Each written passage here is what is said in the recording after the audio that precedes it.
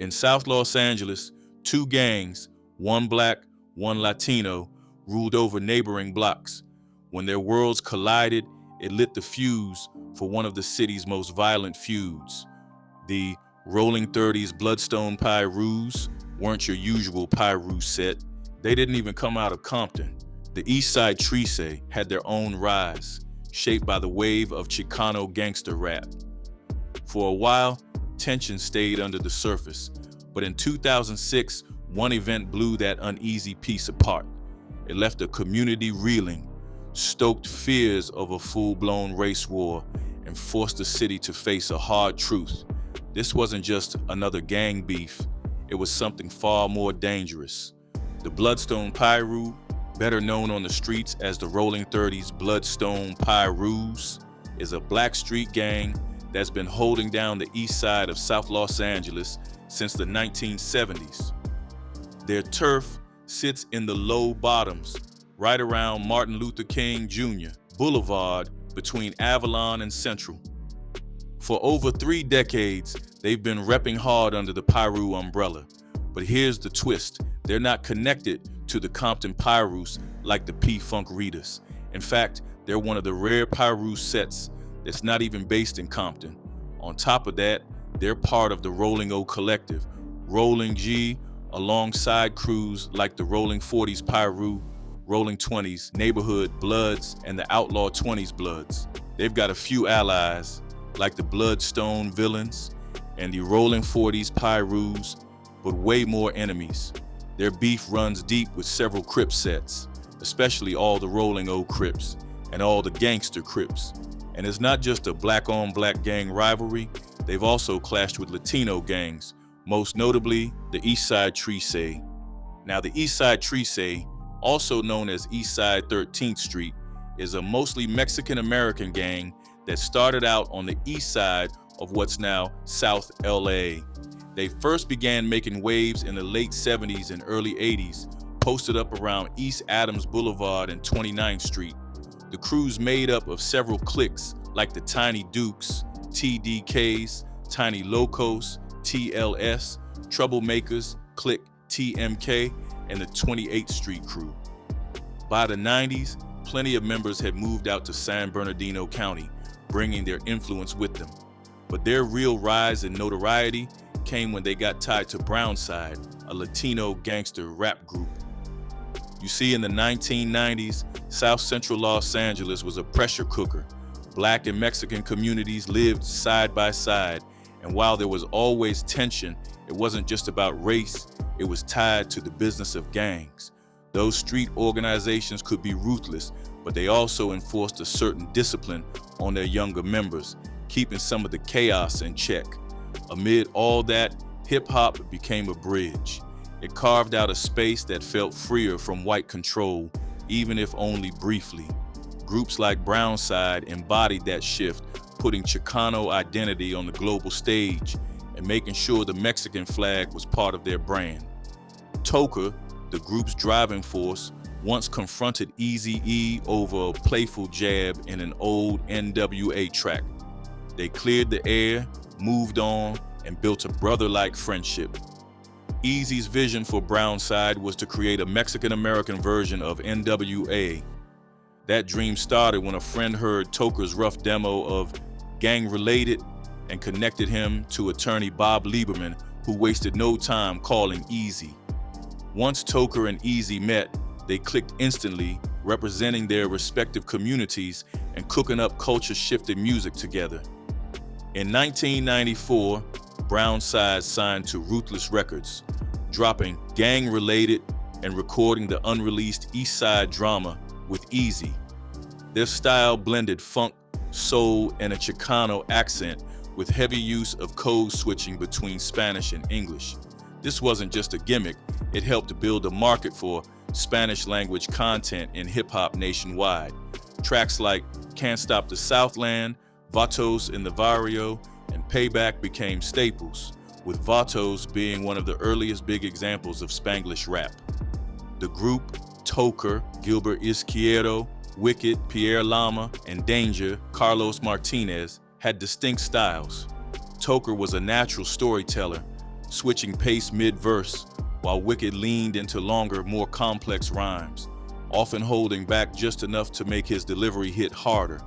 Together, especially on tracks like Sueños y Ilusiones, their back and forth was electric. Easy's death in March 1995 pushed Brownside to part ways with Ruthless Records. They headed to G-Spot Studio with producer Tony G to record Eastside Drama, which featured Vatos in the Barrio, a Spanglish twist on Boys in the Hood that Easy himself had asked for. Then, in 1997, tragedy hit again when Danger was killed in Compton. Neighbors heard gunshots, and police found him in the street, but the details remained unclear. His loss was devastating, yet Toker and Wicked pressed on, finishing Eastside Drama in his honor. The lead single, Life on the Streets, carried his voice and spirit, and before long, another Eastside Trece member stepped in to keep Brownside's legacy alive into the late 90s. However, by 2006, Los Angeles was on edge. Deadly race riots were breaking out in county jails, and fights between Black and Latino students were erupting at local high schools. People feared it wouldn't stay locked inside cells or classrooms for long. The tension felt ready to spill into the streets. On a hot June afternoon that year, a quiet street in South LA became the scene of pure chaos. A dark red sedan rolled up, and two men stepped out, each gripping an AK-47. Without warning, they opened fire and sprayed more than 30 rounds. By the time the gunfire stopped, 3 people lay dead. Among the dead was 10-year-old David Marcial, a 4th grader at Hooper Elementary. His uncle, 22-year-old Larry Marcial, was a young father of 2 with dreams of becoming a star in the world of corridos, traditional Mexican ballads. And the 3rd victim was Larry's nephew, Luis Cervantes, a Johnson High School junior and neighbor to the Marshalls. Like the others, he had no gang ties. They were just 3 people caught in the wrong place at the wrong time. This killing became known as the 49th Street Massacre, one of several brutal public interracial gang hits that had community leaders whispering about a possible race war. In the aftermath, fears grew that the attack might have been driven by racial motives. Black and Latino leaders quickly came together, holding meetings to ease the long-standing tensions. They even organized unity vigils, standing shoulder to shoulder to show the community they weren't going to be divided. The murders went down during a rough spike in gang violence across LA, the first time the numbers had climbed after years of steady decline. The LAPD and other agencies hit back hard, targeting gangs with a track record of racially motivated attacks. And this wasn't the only story making headlines. Around the same time, a Black girl in Harbor Gateway was killed by a Latino gang known for harassing Black residents. But the 49th Street murders hit different because the victims weren't out causing trouble. They were just regular kids living their lives. Mayor Antonio Villaraigosa didn't hold back, calling it outrageous that someone would spray automatic gunfire at children, even shooting them as they lay on the ground.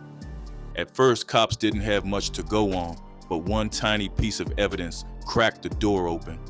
A security camera on Central Avenue caught a glimpse of their car right after the shooting.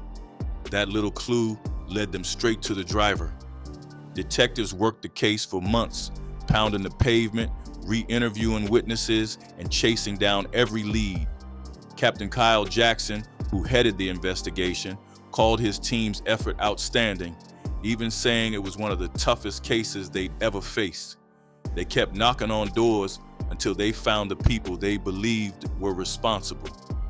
Nearly a year later, in April 2007, prosecutors charged 3 Rollin 30s members, Lawrence William Island Jr., Ryan T. Moore, and Charles Ray Smith, with the murders.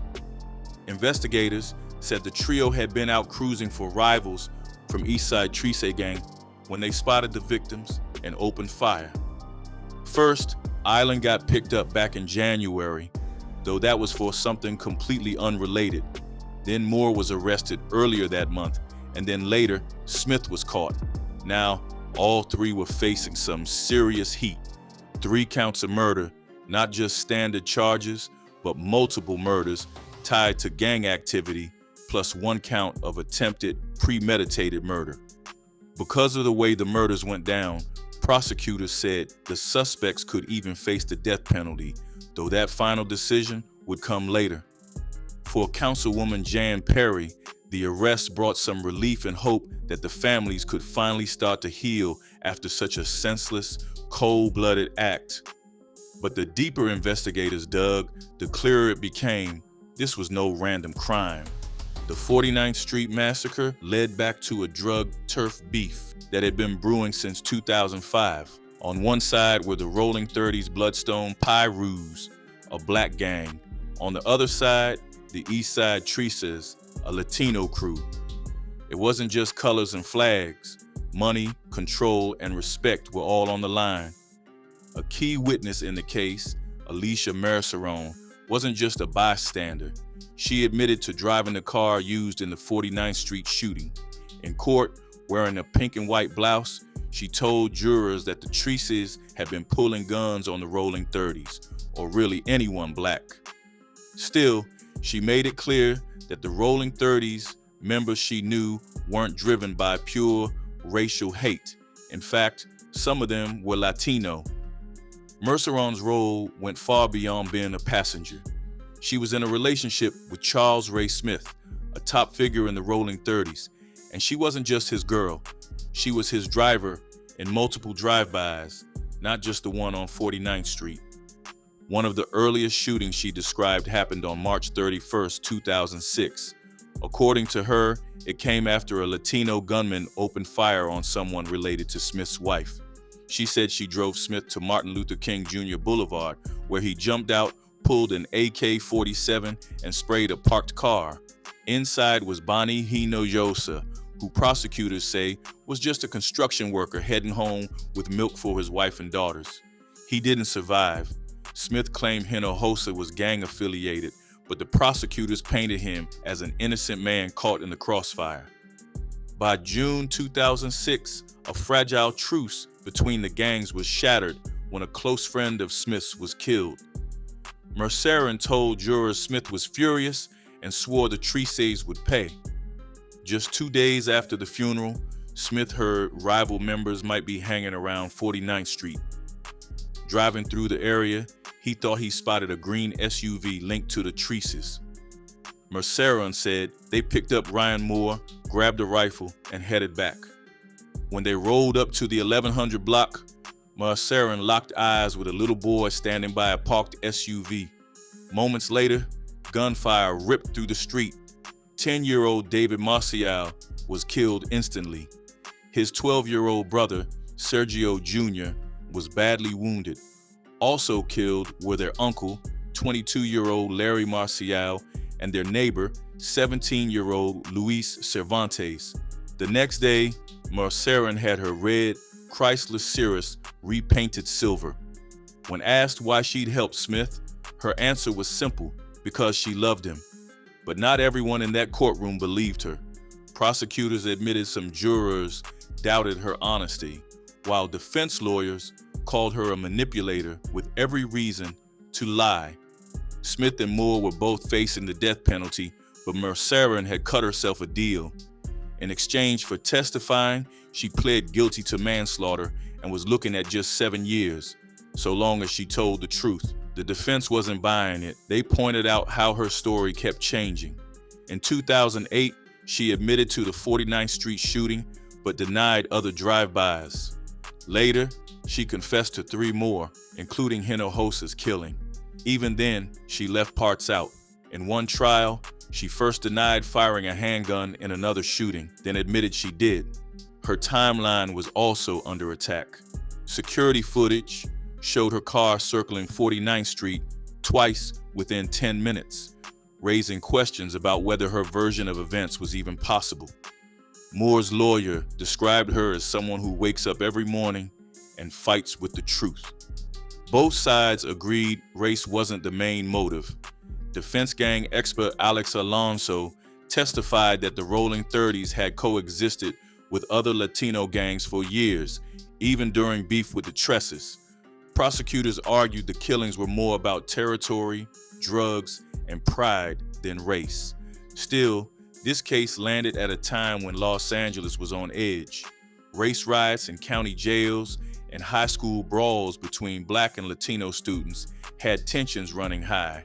Community leaders worried that any interracial gang hit could push the streets closer to all-out conflict.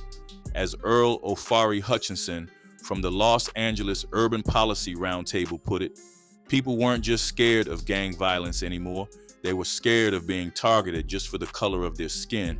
By 2009, the courts had to throw in the towel on a high-profile case. The jury was completely split, no verdict in sight, and the mistrial left the community fuming. For a lot of people, it felt like yet another reminder of just how deeply gang violence had its claws in the city. Deputy District Attorney Todd Hicks revealed that the jury foreman had broken down the numbers for the judge. For Charles Ray Smith, the split was 9-3 in favor of conviction. For Ryan Moore, 7-5. With special circumstances, multiple murders, and gang ties, both men were staring at the possibility of the death penalty. But there was a snag. Jurors didn't fully trust the prosecution's star witness, Alicia Mercerone. Fast forward to May 2010, and the case was back in court. This time, the scene was heavier.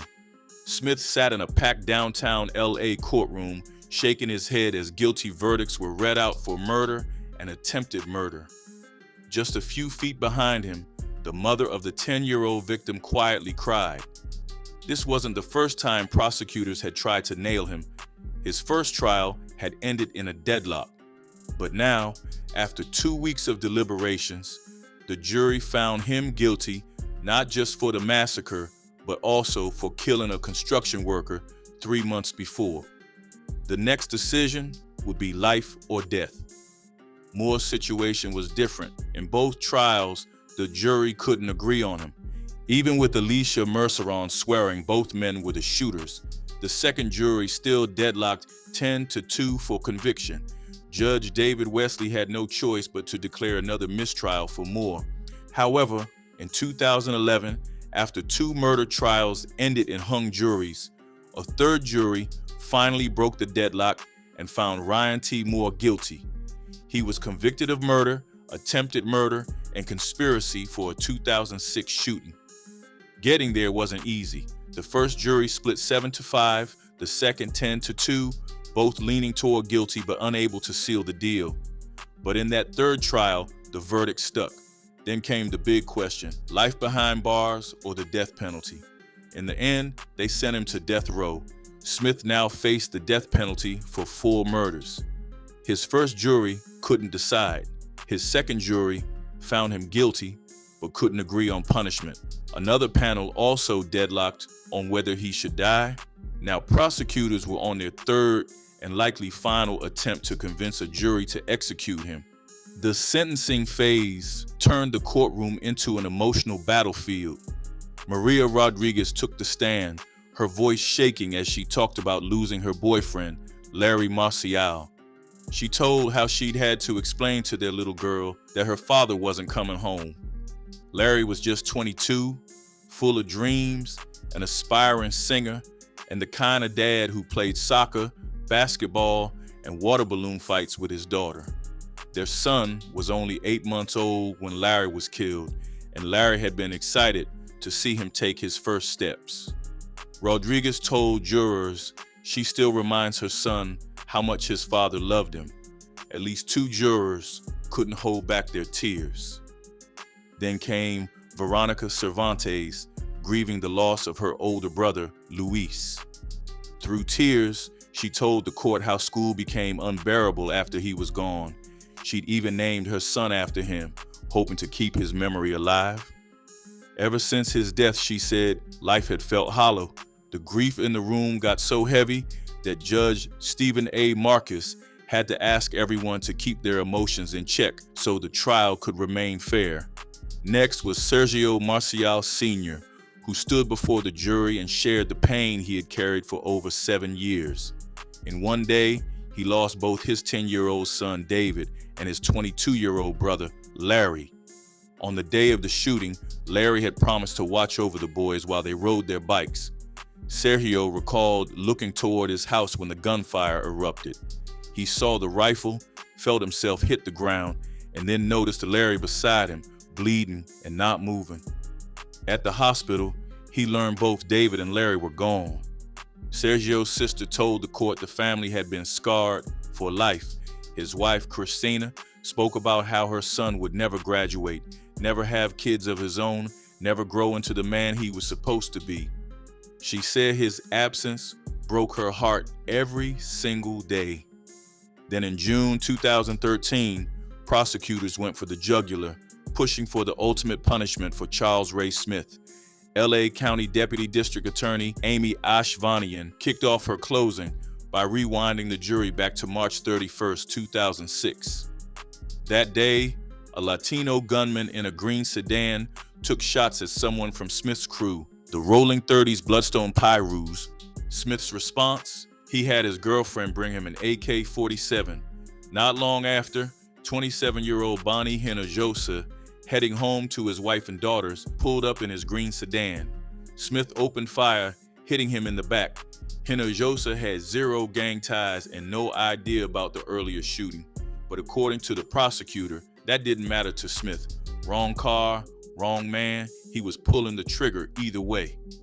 Then came June 30th, 2006, a night when 49th Street exploded into what Ashvanian called a full-on war zone. She painted Smith as ruthless, the kind of guy who saw enemies everywhere he looked. And after the shooting, she told jurors, Smith didn't hold back, saying, if they're old enough to shoot, they're old enough to get shot. Throughout her statement, Smith seemed unfazed, rolling his eyes, chatting with his lawyer, tapping the desk. Ashvanian called him a predator who never showed an ounce of mercy. She reminded the jury about Hinojosa, the man just coming home with milk for his family, and pressed the point. Crimes like these deserve the death penalty. The defense, though, fought to save his life. They argued there was still real doubt about whether Smith was even involved. They reminded jurors that no eyewitness could identify him as the shooter in either attack. The case, they said, was built almost entirely on testimony from his girlfriend, who had cut a deal for a 7-year sentence in exchange for blaming him. To the defense, she was a liar protecting herself. They also dug into Smith's past, painting the picture of a man broken long before the killings. His lawyers said his parents were heavy drinkers, later addicted to crack, and that he'd grown up watching his 4 brothers cycle in and out of prison. They claimed Smith suffered from PTSD and other disorders that warped his thinking and made him impulsive. Family members took the stand for him, including his children. They described him as a loving father who pushed them to succeed in school. One daughter had just graduated from USC, aiming to become a lawyer. The defense leaned on that image of Smith, the dad trying to make sure his kids never turned out like him. The prosecution pushed back hard, accusing Smith of dodging responsibility and dismissing the defense experts' claims about his mental state. But by the end, it all came down to one decision for the jury. Would Charles Ray Smith spend his life behind bars, or would he be sentenced to death? In September 2013, Charles Ray Smith finally got his answer.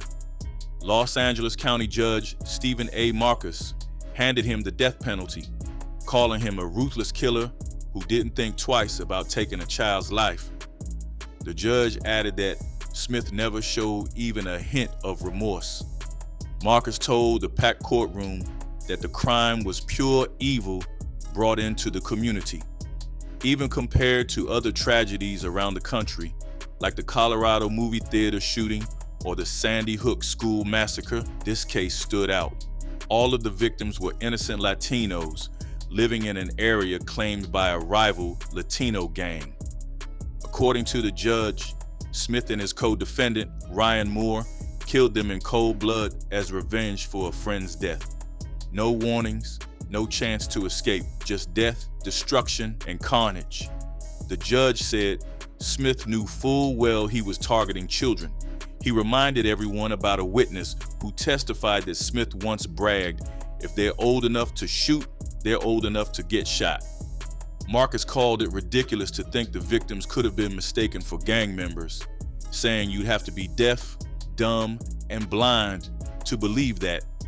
Turning to the victims' families, Marcus urged them to honor their loved ones by holding on to good memories and making space for the people still in their lives. He told them the evil Smith represented wouldn't win in the end. While the judge spoke, Smith acted like he wasn't taking any of it seriously, smiling at relatives in the audience, shaking his head, even laughing at times. Marcus pointed it out, saying Smith had treated the trial like he was strolling through a Friday night county fair. Smith's attorney, James Bisno, argued that the defense never got the chance to show how isolated Smith had been growing up in South LA. With parents addicted to drugs, Bisno said the path to crime had been laid out for him from the start. He even claimed prosecutor Amy Ashvanian cried during her closing argument, though she said she didn't cry, only paused for water after her voice shook while talking about the murdered 10-year-old. Marcus agreed she hadn't done anything improper, calling it a natural reaction. During sentencing, Marcus didn't sugarcoat it. Race was a factor in the murders. As a gang shot caller, Smith had specifically targeted Latinos in an area claimed by a rival Latino crew. The judge told the families he could never truly grasp their pain and pointed out that the neighborhood still hadn't healed. Even now, kids were too scared to play outside. The defense had asked for life without parole or a new trial, but Marcus shut both requests down.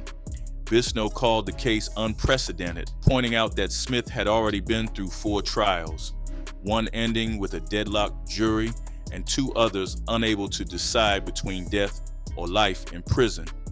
He argued this 4th trial was a waste of taxpayer money, especially given the evidence he felt could have reduced the sentence. But in the end, the decision stood. Smith would be sent to death row. For the families shattered by the 49th Street Massacre, the sentencing finally brought a sense of relief. After years of court dates, painful testimony, and reliving the worst night of their lives, they could finally breathe, at least a little. Sergio Maciel Sr. had been carrying that pain for 7 long years. On June 30th, 2006, it was supposed to be an ordinary evening. His 2 boys, 10-year-old David and 12-year-old Sergio Jr., were outside riding their bikes with their uncle Larry keeping an eye on them. Out of nowhere, 2 gunmen rolled up and let loose with AK-47s. Inside the house, Sergio Sr. first thought the noise outside was just fireworks until he glanced out the front window. What he saw would haunt him forever. One of the gunmen standing over David, aiming a rifle and firing. Sergio Sr. grabbed his shotgun and bolted outside, but it was too late. The shooters had vanished. David lay still. Sergio Jr. was bleeding, injured so badly he'd carry the scars and the memories for the rest of his life. David, the little boy who loved soccer and could make anyone laugh, was gone. Larry, a father of 2 with big dreams of a music career, was gone too. The trial dragged the family through an emotional storm. One of the hardest moments for Sergio Sr. was being forced to look at his son's autopsy photo in court. For Sergio Sr., the ordeal meant reliving the attack over and over. By the time the verdict came down, Sergio Sr. just wanted it all to stop. No more sitting in courtrooms, hearing the gruesome details of how his son, his brother, and his neighbor were killed. The tragedy also turned his life upside down financially. He lost his trucking job after taking weeks off to grieve, care for his injured son, and help his family hold it together. When he was ready to go back, new management had already replaced him. Now, he's trying to get back on his feet as a mechanic. For his sister, Maribel Marcial, the pain has been just as deep. She lost her nephew David and her brother Larry in the same night. She believes Smith and Moore deserved the death penalty, calling what they did a vicious attack on innocent children. Not gang members, not criminals, just family. While she said the family could have accepted life in prison, the jury's decision brought a deeper sense of justice. To Maribel, the verdict marked the beginning of healing. She knew death would come for everyone eventually, but in this case, she felt Smith's execution would carry a purpose. He would know exactly why he was dying, and the family could start to find some peace. Appreciate you watching. If you liked it, hit that like button and make sure to subscribe for more.